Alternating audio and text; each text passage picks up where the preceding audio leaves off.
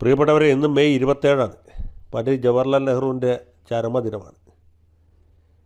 ഈ പണ്ഡിറ്റ് ജവഹർലാൽ നെഹ്റുവിൻ്റെ 50ാം ചരമവാർഷിക ദിനത്തിൻ്റെ തലേ ദിവസമാണ് നരേന്ദ്രമോദി ഇന്ത്യയുടെ പ്രധാനമന്ത്രിയായിട്ട് ചുമതലയേറ്റത്.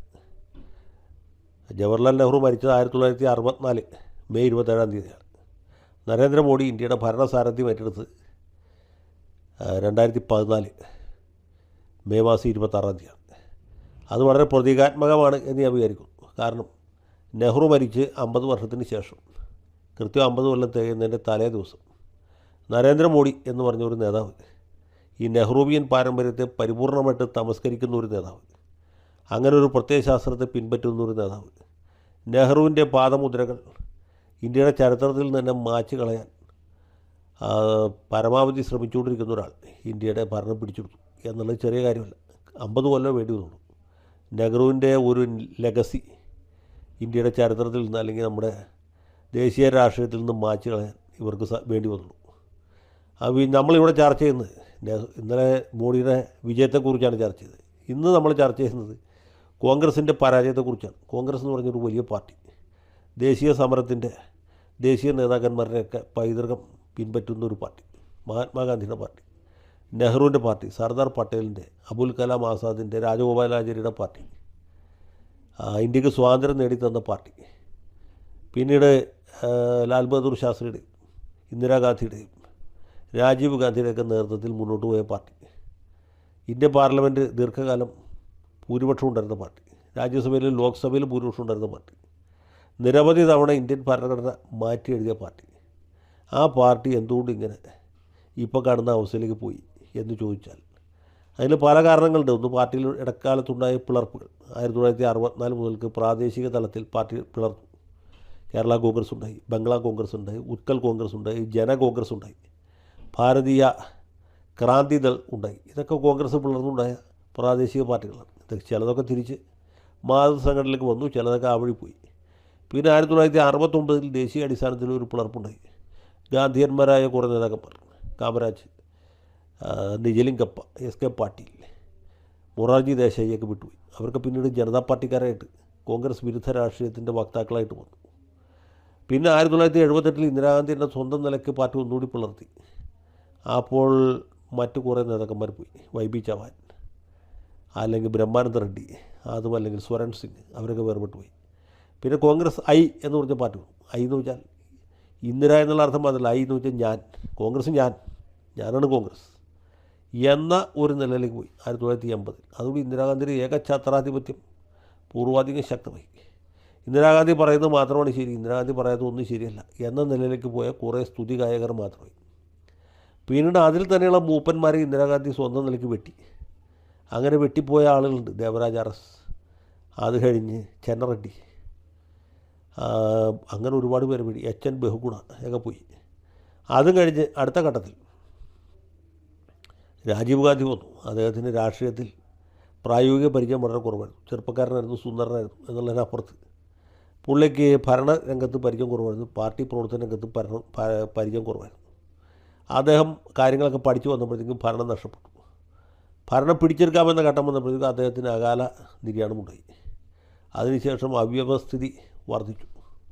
അന്ന് ഇന്ത്യയുടെ പ്രധാനമന്ത്രിയായിട്ട് ശരത് പവാർ വന്നിരുന്നെങ്കിൽ രാജ്യത്തിൻ്റെ ചരിത്രം മാറിപ്പോയത്. പക്ഷേ എന്ത് ചെയ്യാൻ പറ്റും, അന്ന് നരസിംഹറാവുമാണ് വന്നത്.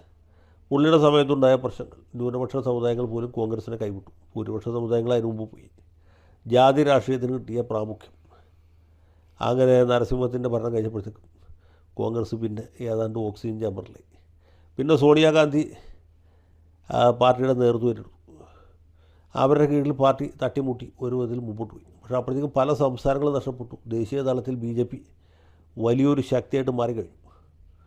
അങ്ങനെ BJPയുടെ ഒരു ആക്രമണത്തിൽ അധിനിവേശത്തേക്ക് ചെറുത്ത് 10 കൊല്ലം അവർ ഒരുമാതിരി കാര്യങ്ങൾ മുമ്പോട്ട് കൊണ്ടുപോയി. 2004 തൊട്ട് 2014 വരെ. 2014 BJP അധികാരം പിടിച്ചെടുക്കുമ്പോഴത്തേക്കും കോൺഗ്രസ് വളരെ ദുർബലമായ അവസ്ഥയിലായി.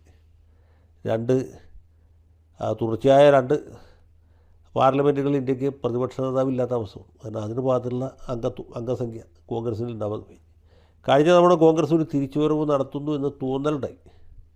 100ഓളം സീറ്റുകൾ അവർക്ക് കിട്ടി. പക്ഷേ അതിനപ്പുറത്തേക്ക് ഒരടി പോലും മുമ്പോട്ട് പോകാൻ പറ്റില്ല. കോൺഗ്രസ് മികച്ച പ്രകടനം നടത്തിയ സംസ്ഥാനങ്ങളിൽ പോലും ബി ജെ പി ശക്തമായി തിരിച്ചുവരവ് നടത്തുന്നത് നമ്മൾ കണ്ടു. ഹരിയാനയിൽ, അതല്ലെങ്കിൽ മഹാരാഷ്ട്രയിൽ, മറ്റ് പല സംസ്ഥാനങ്ങളിലും ഇത് തന്നെ ആവർത്തിച്ചു. അങ്ങനെ കോൺഗ്രസ് മിക്കവാറും ഒരു തെക്കേ ഇന്ത്യൻ പ്രതിഭാസമായിട്ട് മാറിക്കഴിഞ്ഞു. കോൺഗ്രസ്സിന് ഇപ്പോൾ ഭരണമുള്ളത് ഹിമാചൽ പ്രദേശ് കഴിഞ്ഞാൽ പിന്നെ കർണാടകത്തിലും പിന്നെ തെലങ്കാനയിലും പിന്നെ കേരളത്തിലും പിന്നെ വളരെ വളരെ ഭാഗികമായിട്ട് തമിഴ്നാട്ടിലും മാത്രമാണ്. അപ്പോൾ ഇങ്ങനെ ഒരു തെക്കേ ഇന്ത്യൻ പ്രതിഭാസമായിട്ട് കോൺഗ്രസ് മാറി. മറ്റ് പല സംസ്ഥാനങ്ങളും കോൺഗ്രസ്സിന് മേൽവിലാസം പോലും ഇല്ലാതെ ഗംഗാ സമതലത്തിൽ യു പിയിൽ, അല്ലെങ്കിൽ ജാർഖണ്ഡിൽ, അതുമല്ലെങ്കിൽ ബംഗാളിൽ, ബീഹാറിൽ ഒക്കെ കോൺഗ്രസ്സുകാർ മിക്കവാറും സംസ്ഥാനങ്ങളിലും ഒറ്റ കൈയിൻ്റെ 5 വിരലുകൊണ്ട് എണ്ണി തീർക്കാവുന്ന അത്ര ആളുകൾ. ഇനി വളരെ അപൂർവമായിട്ട് മാത്രം 2 കൈയിൻ്റെ കൂടി 10 വിരൽ ഉപയോഗിക്കേണ്ടി വരും. ഇത്രയുള്ളൂ കോൺഗ്രസ്. കോൺഗ്രസിൻ്റെ കോട്ടകൊത്തളങ്ങളൊക്കെ തകർന്നു. പിന്നെ ബി ജെ പിയുടെ ഒരു വലിയ ഭാഗ്യം എന്ന് പറയുന്നത് രാഹുൽ ഗാന്ധി പ്രതിപക്ഷ നേതാവായിട്ട് ഇരിക്കുന്നു എന്നുള്ളതാണ്. അദ്ദേഹം അവിടെ ഉള്ളിടത്തോളം കാലം ഇവർക്ക് പേടിക്കാനില്ല എന്നാണ് ബി ജെ പിക്കാർ പകുതി കളിയായിട്ടും പകുതി കാര്യമായിട്ടും പറയുന്നത്. അതിലൊരു ചെറിയ സത്യമുണ്ട് എന്ന് ഇത് കാണുന്ന ഏതൊരു കോൺഗ്രസ്സുകാർക്കും മനസ്സിലാവും. ഈ കഴിഞ്ഞ കേരളത്തിലെ നിയമസഭാ തെരഞ്ഞെടുപ്പ് കഴിഞ്ഞപ്പോൾ തന്നെ രാഹുൽ ഗാന്ധി എടുത്ത തത്വാധിഷ്ഠിതമായ നിലപാടെന്തായിരുന്നു? പിന്നെ ആ നിലപാടിൽ നിന്ന് പുള്ളി അങ്ങനെയാണ് പുറകോട്ട് പോയെന്ന് നമുക്ക് എല്ലാവർക്കും അറിയാം. അപ്പോൾ ഇങ്ങനെ വളരെ പരിക്ഷീണിതമായൊരു കാലത്തിൽ കൂടിയാണ് കോൺഗ്രസ് കടന്നു പോകുന്നത്. മറ്റ് പാർട്ടികളുടെ സ്ഥിതികൂടി ഇതൊക്കെ തന്നെ. ഒരു കാലത്ത് ഇടതുപക്ഷം വളരെ ശക്തമായിരുന്നു. ഇപ്പോൾ ഇടതുപക്ഷം ഒരു സ്ഥലത്തും ഭരണത്തിലില്ല. പശ്ചിമ ബംഗാൾ പോയി, ത്രിപുര പോയി, കേരളത്തിൽ പ്രതിപക്ഷത്തായി ദയനീയ പരാജയം ഏറ്റുവാങ്ങി. പിന്നെ ഡി എം കെ, അണ്ണാ ഡി എം കെ മുതലായ പാർട്ടികളായിരുന്നു. ജയലളിത മരിച്ചതിന് ശേഷം അണ്ണാ ഡി എം കെ ദുർബലമായി. കഴിഞ്ഞ തെരഞ്ഞെടുപ്പ് കൂടി ഡി എം കെയും ദുർബലമായി.